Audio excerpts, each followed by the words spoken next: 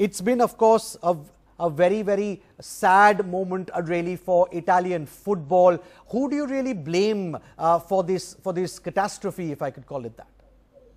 Well, Akash, to be honest, I think the problem is that they lack creative players. You can't replace Totti, you can't replace Del Piero, you can't replace Pirlo, just like that. They've got a bunch of players who work very, very hard, they run a lot, but you don't have that mastermind, you don't have that playmaker, you don't have the guy who is going to unlock the door for you. So this is pretty much how Italian football has to look at themselves and think, where have the playmakers gone? Right. Right, Shebby, looking back, Carlo Tavecchio, the president of the Italian FA, in fact, in September this year had said that, and I'm not quoting him here, he had said that not qualifying would be an apocalypse, not qualifying for the World Cup. Is it fair to say that this is the darkest day in Italian football in at least 6 decades? Oh, yes, most certainly. I think, it even beats Calciopoli and all the controversy that Italian football has gone through. You cannot just accept this and say that, we'll qualify for the next World Cup. This will have very, very deep repercussions on domestic football as well as international football. Right, Shebby, now, like we were telling our viewers, the last time Italy didn't qualify for the FIFA World Cup was way back in 1958, and we'll try and bring up a graphic of what all happened the last time Italy didn't qualify for the World Cup. Pelé made his Brazilian debut. Brazil won the World Cup for the first time, and now as many as 4 Italian stars have retired. There's of course Buffon. He's joined by Barzagli, Chiellini, and De Rossi. Is it time for Italy to rebuild now? Honestly, Akash, I think they took too long to rebuild. There is no replacement for Chiellini. There's no replacement for Barzagli. Yes, Marco Verratti can do a job as good as Daniele De Rossi. But as I said earlier, where is the mastermind in the team? Where are the playmakers? It doesn't work that way anymore for Italian football. How much of the blame, Shebby, would you put at the coach's doorstep? He is, of course, the oldest coach to have ever managed the Italian national team, Ventura. Do you see him, quitting now, or do you see him being sacked? How much of the blame would you put at his doorstep? Oh, well, I mean, I think it was a very, very big risk in the first place appointing him.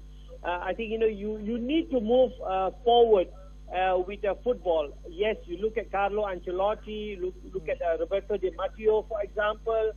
You look at Massimiliano Allegri.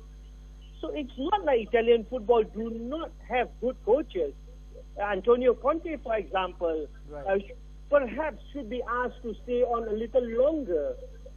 So no disrespect to Ventura, but I think, he never ever got hold of the national team. He never got hold of tactics.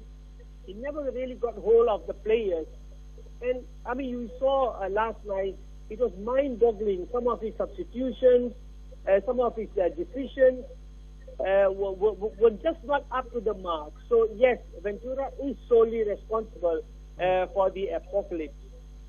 Right, of course, Ancelotti is a big name, Shebby, that's doing the rounds as a possible successor for Ventura. But we've spoken about Italy, and of course, it's a heartbreaking tale for the Azzurri. But let us also focus a little bit on Sweden. For them, it is a great occasion, isn't it? They are going to the World Cup in 2018 in Russia. Victor Lindelof has gone on record saying we always believed that we would qualify. Incredibly, this is the same team that denied Holland a World Cup berth as well.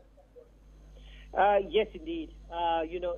When I look at Sweden, they remind me of the Greeks who won European Championship in 2004.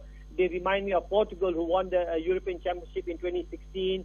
They're strong, they're solid, they can be very, very boring, but they're very well disciplined and they work very hard on the pitch, and they do carry out tactics, to the letter of the law, so to speak. So well organized, hardworking. Apart from Emil Forsberg, I can't really get excited about this Swedish team.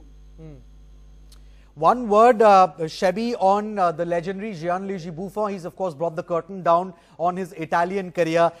Gary Lineker tweeted to say, Buffon, a mountain of a man, a giant of a goalkeeper. He's achieved so much, of course, since his Italian debut in 1997. How heartbreaking is it, Shebby, to see him retire in this fashion? First of all, to describe him in one word, I would say immortal. Right. And I think, you know, he's one of the greatest ever. Up there we live, Yashin, you know, Gordon Banks, with Dino Zoff. I think Manuel Neuer perhaps will have a lot more to do to be considered in the Gianluigi Buffon class. But, I mean, you know, he stands head and shoulders above all the goalkeepers that we have seen, that we have spoken about. I mean, you know, pretty much, you know, I think to call him a legend may not be quite fair, but in my opinion, immortal. All right, immortal is how Shebby Singh describes Gianluigi Buffon. We'll have to leave it at that. Shebby, thanks so much for joining us. Always a pleasure having you here